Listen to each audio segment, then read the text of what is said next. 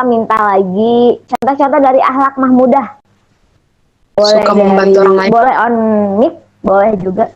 Oke, suka membantu orang lain, bagus.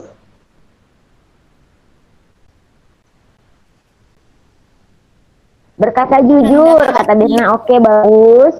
Lagi, rendah hati, oke. Ada lagi yang ingin mengutarakan suaranya, masih banyak loh. Menghormati orang yang lebih tua, Kak. Menghormati orang yang lebih tua, oke.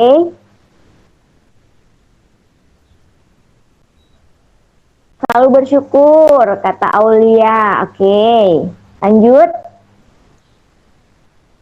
Nah, jadi akhlak mahmudah itu masih banyak ya, bener banget semua yang udah disebutin oleh teman-teman tadi, gitu. Oke, sopan, ada lagi nih dari Ideal Eka Putra, oke. Sopan itu juga, oke. Jadi tapi untuk saat ini nanti kita akan membahas dua aja nih. Nah, dua aja dan kebetulan banget dua-duanya belum disebutin sama teman-teman. Oke, yang pertama adalah tentang mengontrol diri dan tentang keberanian kita untuk mengungkapkan kebenaran gitu. Kan biasanya kita sering ya idealnya gitu membela yang lemah gitu, membela kebenaran gitu-gitu kan. Power Ranger itu kan kebenaran, tapi ternyata aplikasinya sulit ya enggak teman-teman. Maka kita akan bahas hari ini. Oke. Yang pertama tentang mengontrol diri. Oke, boleh next slide.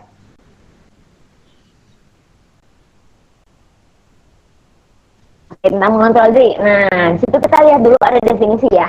Kontrol diri adalah kemampuan untuk mengendalikan dan mengatur respon diri dan menghindari perilaku yang tidak diinginkan, meningkatkan tingkah laku yang dibutuhkan serta meraih tujuan. Nah, kalau dalam Islam, kontrol diri disebut mujahadah. Mujahadah itu kan apa ya? Berjihad, bersungguh-sungguh. Nafas itu kayak nafsu atau diri sendiri gitu kan. Jadi mengontrol diri itu berarti kita berperang dengan diri kita sendiri, berperang dengan nafsu kita sendiri gitu. Agar apa? Agar menghindari hal-hal yang tidak diinginkan gitu. Salah satu contohnya adalah agar kita dapat menahan nafsu yang melanggar hukum-hukum Allah, agar kita bisa mencapai tujuan dan target-target kita, target-target dunia maupun target-target akhirat gitu, untuk dengan cara mengontrol diri tadi. Oke, boleh next slide-nya lagi. Nah, jadi ini ya tadi ya, penting gak sih mengontrol diri itu gitu. Kontrol diri itu termasuk akhlak mahmudah ya, penting gak sih sebenarnya gitu. Nah, jawabannya iya, penting gitu. Penting for achieving your goals gitu. Kita kan pasti kakak, adik-adik ini juga sering denger ya, kita tuh banyak goals nih di hidup nih. Ya, life goals, body goals, gitu-gitu. Goalsnya banyak, goals dunia dan goals akhirat, ya kan? Nah, goals dunia tadi, kalau misalnya body goals mungkin dengan berolahraga, mungkin dengan lalu mungkin akademik, itu ingin jadi pintar, ingin berprestasi, itu semuanya goals dunia, dan goals akhirat pasti menuju surga, kayak gitu. Nah, kenapa sih kita nih penting untuk mengontrol diri itu tadi? Karena gini, seringnya ya, kita ini kan, misal kita sebagai manusia nih, kita apalagi teman-teman nih yang masih remaja, nah kita kan biasanya suka insecure, atau biasanya kita suka menganggap rendah diri sendiri gitu. Itu kenapa? Nah, itu biasanya karena kita tuh tidak fokus dengan pencapaian diri sendiri, sukanya melihat orang lain. Nah, kayak gitu misalnya, suka ngeliat orang lain, ih kok dia gini ya, ih kok dia gitu ya, gitu. Ih dia cantik banget sih, ih dia keren banget sih. Lalu menganggap diri sendiri rendah, ih apalah aku mah kentang, kayak gitu misalnya. Ih aku mah apa tuh, nggak ada apa-apanya, kayak gitu misalnya. Nah, itu kan salah satu dampak dari kita yang kurang bisa mengontrol diri. Contoh, misal sambil kita melihat media sosial gitu kan, kita nggak bisa mengkontrol diri kita nggak punya tujuan yang jelas gitu. Kita ini mau jadi apa sih, sehingga kita fokus terhadap orang lain dan tidak fokus terhadap diri sendiri. Iya nggak nih? Dialami nggak nih sama teman-teman nih? Ya, dialami. Iya, dialami gitu. Karena banyak banget ya, apalagi media sosial, apalagi teman-teman di usia teman-teman ini dekat banget dan lekat banget sama media sosial. Kakak bisa pastikan teman-teman ini nggak ada yang nggak punya IG. Kakak bisa pastikan teman-teman ini rata-rata TikTok ataupun scroll TikTok gitu kan, gitu. Karena dan itu tuh kadang menyita waktu kita lebih banyak gitu, menyita waktu kita yang banyak dan sulit kita kontrol gitu. Apalagi kalau misalnya udah kecanduan ya, boleh itu kecanduan media sosial, kayak kita nyekrol. Katakanlah misal teman-teman itu nyekrol TikTok itu nggak kerasa loh, padahal lagi rebahan nyekrol 1, 2, 3, 4, tiba-tiba udah 2 jam gitu kan, tiba-tiba udah 1 jam, kok bisa ya gitu kan, ya udahlah gitu kan, gabut ini gitu. Sebenarnya teman-teman tuh nggak gabut, sebenarnya teman-teman tuh nggak gabut, tapi teman-teman tuh belum menentukan tujuan gitu. Nah ini dia yang berkaitan dengan kontrol diri. Kalau kita sudah menentukan tujuan kita, misal memplanning lah ya, misal kita memplanning hari ini mau ngapain ya, itu kan tujuan kan ada jangka pendek sama jangka panjang. Kalau jangka panjang kan berarti ya nanti aku ini jadi itu, mimpi apa, cita-cita misal gitu kan, itu jangka panjang. Jangka pendek adalah tujuan-tujuan yang akan teman-teman laksanakan hari itu, misal. Nah itu kan sebenarnya banyak gitu loh, bisa kita realisasikan kalau kita mau. Nah masalahnya kadang kita tuh mau doang tapi nggak memulai. Nah itu dia.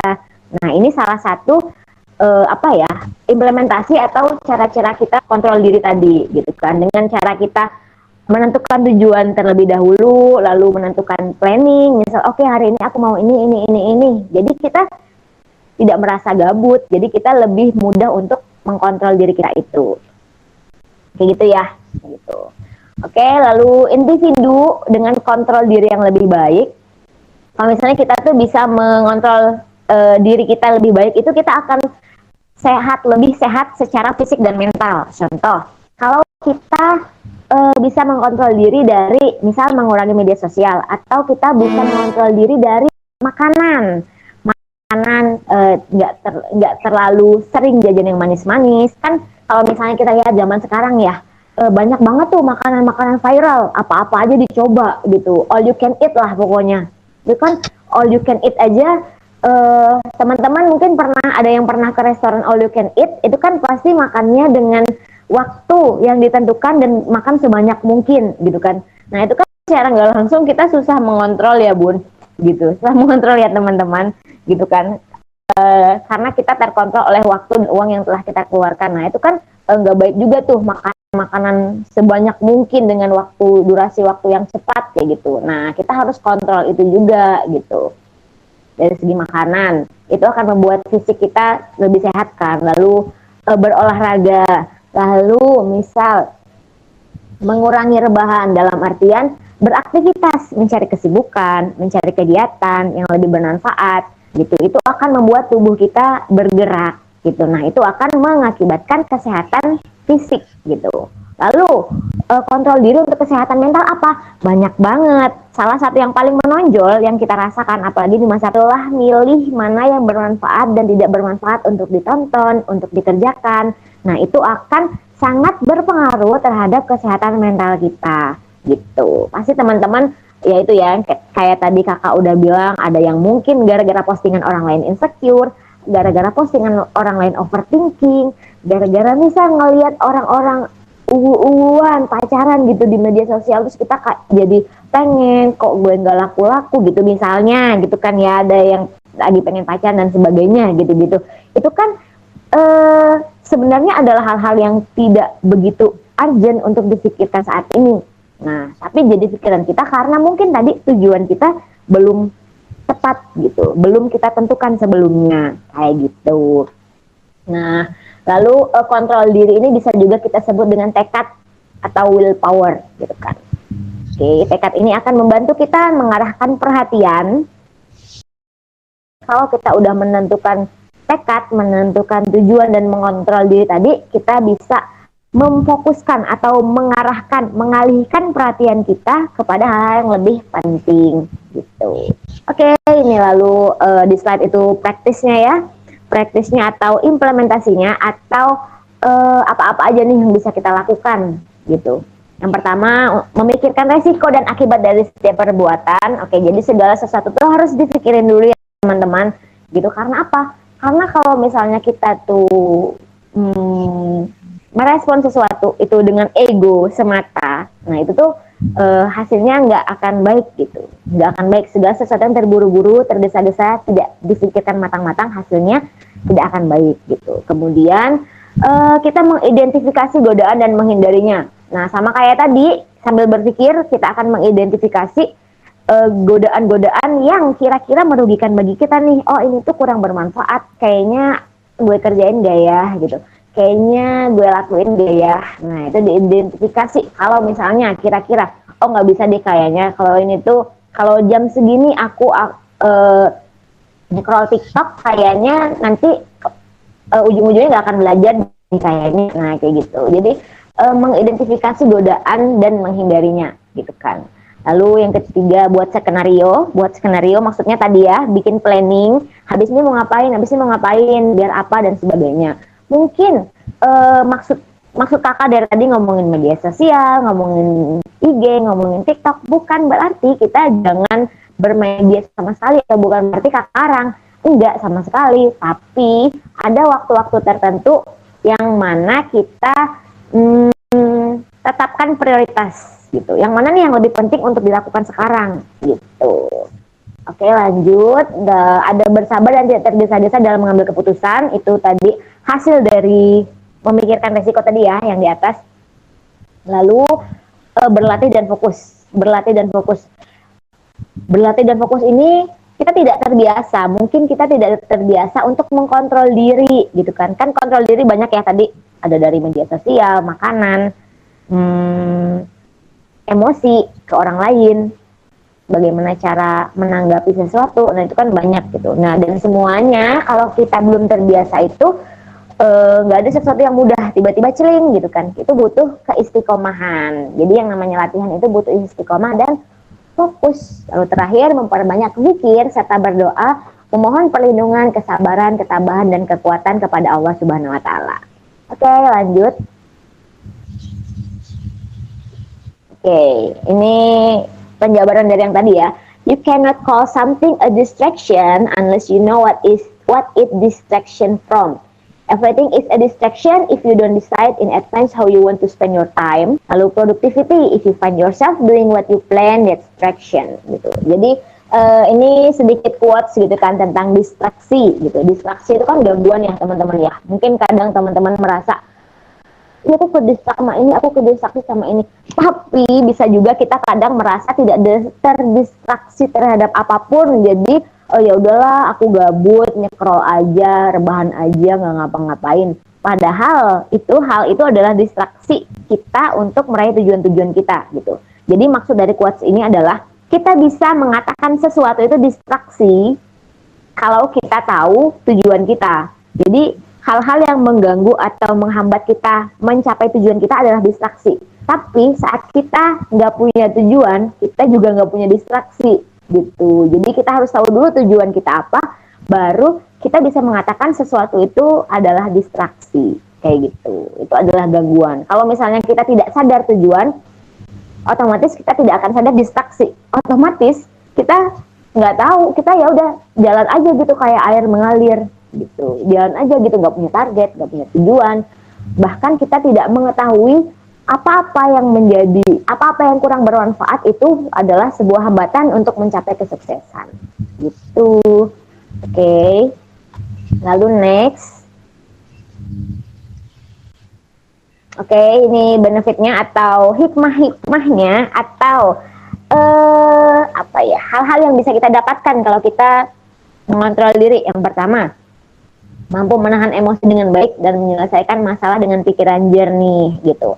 Teman-teman sendiri, kakak yakin deh, teman-teman pasti kesel kan sama orang yang cepat marah gitu, cepat ngejudge orang kan. Kita sama-sama nggak ingin dijudge, sama-sama nggak ingin dimarah-marahi gitu. Nah, jadi kita juga harus mencoba untuk mengontrol diri kita gitu. Kalau segala sesuatu dimulai dari kita sendiri, insya Allah orang-orang lain akan berperilaku sama terhadap kita gitu. Oke, yang pertama kita mampu menahan emosi dengan baik dan menyelesaikan masalah dengan pikiran jernih. Yang kedua, terhindar dari sifat rakus, serakah, dan tamak yang dapat merugikan orang lain, gitu. Karena apa? Karena kalau kita tuh udah bisa mengontrol diri, oke, ini kayaknya nggak penting deh. Oke, aku jangan terlalu empot-empotan, atau aku jangan terlalu struggle untuk sesuatu yang nothing gitu, untuk sesuatu yang nggak ada efeknya gitu, nggak ada benefitnya gitu. Jadi kayak kita bisa lebih berpikir gitu kan. Jadi nggak rakus, nggak serakah, nggak mengorbankan orang lain demi kebaikan kita yang bersifat duniawi semata gitu. Lalu terhindar dari kesalahan yang tidak perlu, karena segala sesuatu harus dikomunikasikan dulu gitu biar nggak salah paham. Tadi dengan cara awalnya adalah kontrol diri. Lalu selanjutnya kita akan sabar dalam menghadapi musibah dan cobaan dari Allah. Jadi sikap sabar itu lahir dari husnuzon sebenarnya teman-teman ya. Mungkin teman pasti di umur sekarang nih lagi banyak-banyaknya masalah, kayak misal masalah dengan teman, gitu-gitu. Mungkin masalah dengan orang tua yang merasa kayak, ih kok nggak ada yang mahamin aku sih? Aku kan maunya gini, gue kan maunya gini gitu. Kok nggak ada yang paham aku, ABC dan sebagainya. Kenapa musibah ini tuh datangnya ke aku doang? Kenapa rasa sakit, rasa sulit ini tuh aku doang? Kenapa orang lain tuh enak, aku enggak? Nah, sebenarnya kata-kata kayak gitu, sifat-sifat kayak gitu, perasaan-perasaan kayak gitu tuh timbulnya tuh dari setan loh teman-teman. Karena apa? Karena kita nggak sabar, karena kita nggak ingin melihat apa sih sebenarnya yang mau Allah kasih tahu ke aku, apa sih sebenarnya yang mau Allah tunjukin ke aku dengan adanya kejadian ini, hikmah apa sih sebenarnya yang ternyata ada di balik kejadian ini. Nah, kita tuh nggak sabar. Kadang mudah kita ngomong hikmah gitu kan, tapi kadang kita tuh nggak sabar untuk menanti apa sih yang Allah maksud dari kejadian ini, kayak gitu. Karena kita nggak sabar, akhirnya kita nyambat ini itu, ngomong sembarangan. Nah itu kan nggak baik ya teman-teman ya, gitu. Jadi salah satu kontrol diri tadi, kontrol emosi dengan mengontrol emosi akan membuat kita lebih sabar dalam menghadapi sesuatu dan berpikiran jernih. Lalu yang terakhir, kita akan mampu bergaul dan bersosialisasi dengan baik di masyarakat. Karena apa? Karena kita ya tadi mengontrol diri, gak sembarangan menghina orang lain, gak sembarangan tiba-tiba nyalahin orang lain, mukul orang lain. Jadi kita karena sudah berpikir, otomatis orang-orang juga akan memberikan feedback yang baik ke kita. Itu. Oke, itu untuk yang pertama. Lalu yang kedua, boleh next. Ini ada hadis lagi. Ini hadis yang memperkuat yang tadi ya teman-teman. An Abi Hurairah radhiyallahu anhu, sami Allah Rasulullah sallallahu alaihi wasallam yaqul, innal abda yatakalamu bil kalimah ma yatabayyanu fiha yazilu biha finari aba adama bainal masyrik gitu. Jadi Rasulullah bersabda, sesungguhnya seseorang hamba berbicara dengan satu kata yang tidak dipikir, sehingga dengan satu kata itu ia terjerumus dalam neraka yang dalamnya lebih jauh daripada jarak antara timur. Oke, jadi maksudnya adalah Rasulullah itu menganjurkan kita untuk setiap berbicara hendaknya dipikirkan dulu, apakah itu melukai orang lain, apakah itu kira-kira bermanfaat atau tidak, dan sebagainya. Oke, lanjut. Nah, lalu sekarang berani mengungkap kebenaran. Ini adalah sifat mahmudah yang kedua. Kan hari ini kita belajar dua ya teman-teman ya. Satu mengontrol diri tadi, yang kedua mengungkapkan kebenaran gitu. Oke, yang kedua berani, atau kalau dalam bahasa Arab berani itu syaja'ah. Kakak nggak tahu nih teman-teman di sekolah belajar bahasa Arab apa enggak, tapi dalam bahasa Arabnya adalah syaja'ah merupakan keteguhan hati dan kekuatan pendirian untuk membela kebenaran berlandaskan